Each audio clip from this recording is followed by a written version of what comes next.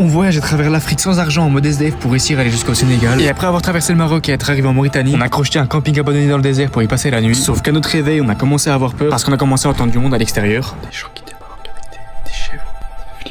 Au final, après quelques minutes, on a pu sortir. On a dormi dans un camping abandonné. Et maintenant, c'est parti, on remballe toutes nos affaires parce qu'on a une prochaine mission. Réussir à monter à bord du plus long, du plus dangereux train de fer du monde pour traverser le désert. Même si ça allait pas être aussi facile. Mais bref, après être sorti du camping, on est tombé sur un groupe de chameaux. Ah mais mec, regarde ce qu'il y a à droite, gros. Il y a un troupeau de chameaux juste à côté, gros. Qui ça va, était plutôt tranquille honnêtement. Mais grâce à eux, on a pu suivre leurs traces à travers le désert pour se repérer et trouver un chemin. Tiens, d'ailleurs, je crois que j'ai trouvé un de nos anciens amis. Et après, on a commencé à entendre une meute de chiens qui aboient et paleux dans un bâtiment dans le désert. Du coup, bah, forcément, on est parti aller voir. Et bon, c'est seulement un immense enclos à moutons.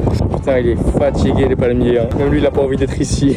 Je pense qu'il peut revivre. Hein. Bah, mec, tu lui donnes je sais pas, un peu d'eau. Après, tu sais, c'est comme les plantes après leur cerveau. Après ça, on a trouvé une route et on a réussi à monter à l'arrière d'un pick-up d'un habitant qui passait par là. Et après quelques minutes de trajet, il nous a amené là où le train devrait potentiellement s'arrêter. En plus, là, on a réussi à trouver un puits qui, on sait pas vraiment si l'eau est potable ou non, mais bon, ça, on vous le dira dans quelques heures. Donc, en attendant le train, on a profité pour faire un petit peu de sport. Après ça, on s'est rapproché des rails, là où des dizaines de locaux étaient prêts à le prendre aussi. Et après avoir attendu des heures dans le désert sous le soleil, ce monstre de 3 km de long était enfin arrivé. Et tout le monde se préparait déjà à monter dedans. Mais ça risquait de pas être aussi simple au vu des conditions et de la dangerosité de celui-ci.